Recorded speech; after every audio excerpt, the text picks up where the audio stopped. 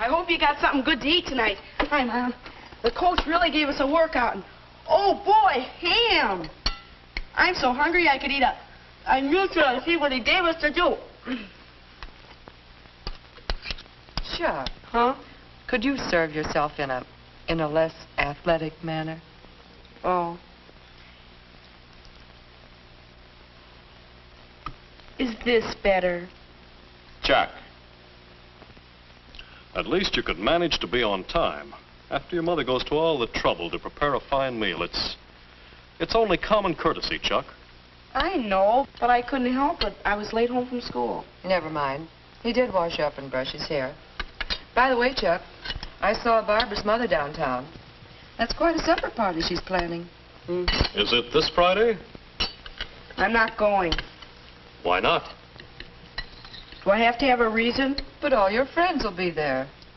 Come on, not. Chuck, don't talk with your mouth full.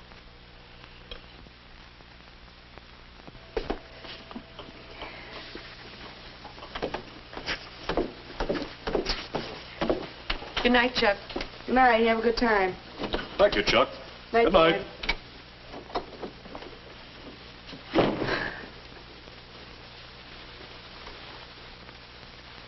Oh, who wants to go to a supper party? You do, Chuck. Huh? Who are you? We're looking into the future, Chuck. I am the young man you are going to be in a few short years. Well, if you say so. And take it from me, when we're my age, we won't be turning down invitations. Maybe not. Tell me, why aren't you going? I don't know. I do. You're worried about not doing the right thing. Your table manners. Now you're talking like Mom and Dad. Look, you may not care much about table manners now, but when you grow up to be me, then you'll care. But why? Why does it matter? For several reasons. Look, maybe I can show you. Let's imagine the family at dinner with nobody minding his manners. Not very pretty, is it? Each person busy feeding his face, showing no consideration for the others. People become irritated, angry. No one can enjoy a meal like this. No.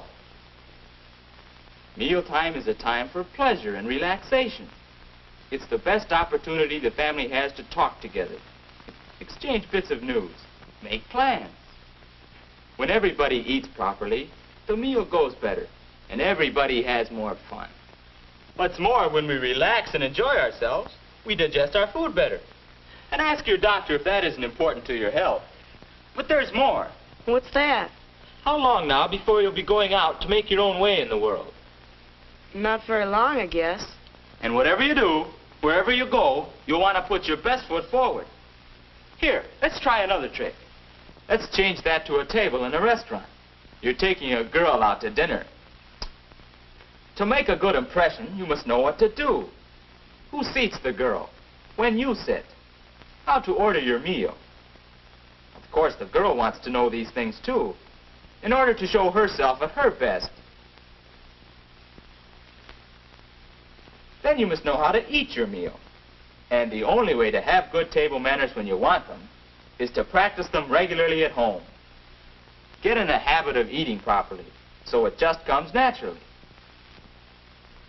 Or take another case. Say you're having lunch with your boss. Say he's thinking about somebody to fill a good position that's opening up. Well, put yourself in the boss's place. Would you give the job to a fellow like this? Or to a fellow who thinks that table manners are silly?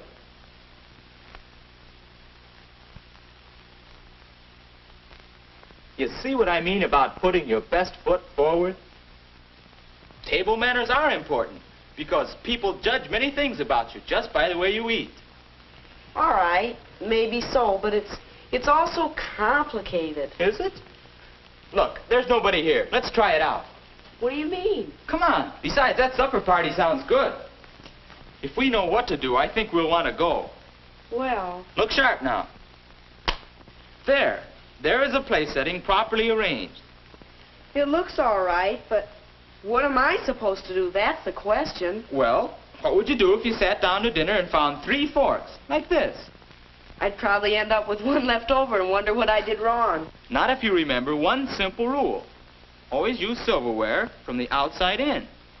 So, starting from the outside, use this for your salad, this for your main course, and this... Why, that one must be for the dessert. You see? It's easy. But there's something funny here. Doesn't the butter knife belong here? Well, the book says either place.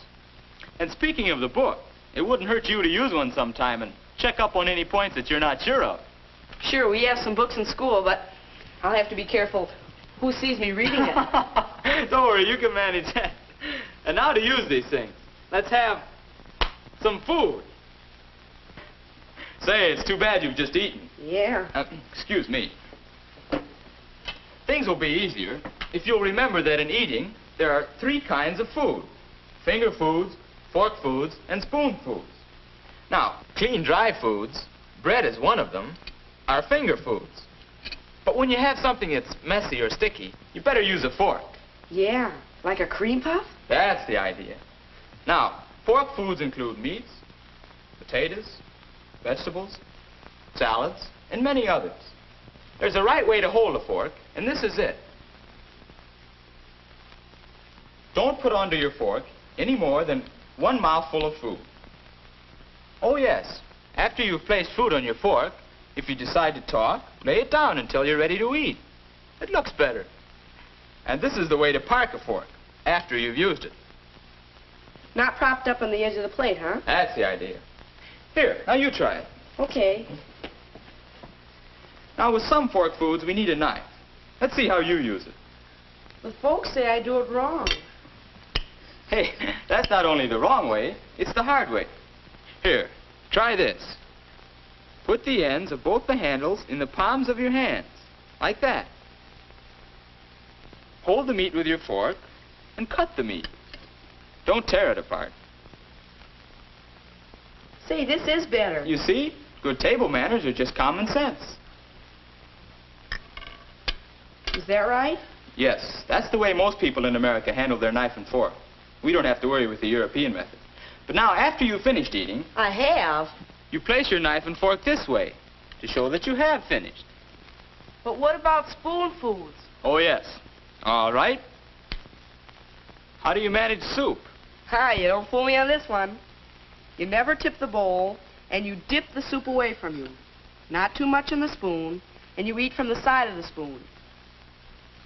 Precisely. And now, would you care for some turnips? Oh, turnips. You know I can't bear... no thank you. That's the idea, Chuck. Courtesy, consideration for others, common sense. That's what table manners are. You mean that's all there is to table manners, just what we've talked about? Oh, no. But you already know a great deal. And you can learn still more by watching Mother and Dad and other people who have good manners. But the main thing is... The main thing is to practice at home so that table manners will come naturally and I won't have to think about them when I'm out. You can't miss. Oh, let's do the dishes. Mother should see that. Well, Chuck, are we going to that party? Sure we are. We are. That's right, Chuck. We are going to the party. You can't see me any longer, but remember, I'm the fellow you're going to be. So I'm interested in seeing that you always make a good impression. This really isn't hard, is it? You know what to do. That's right. Ladies first into the dining room. And now what? Right again. Find your place and remain standing. Were you in science when the white mice got loose? Oh, I remember that. I was... Oh, yes. You see, Chuck, it's easy to do the right thing if you remember courtesy, consideration of others, and common sense. You didn't have to get up on Oh, the table. goodness. They were about this small, like confident. Oh, it was good. And also remember, you're here not to see how much or how fast you can eat, but to have a good time. Yeah. Well, our boy is doing all right. Don't you think so? Don't you think you can do the same?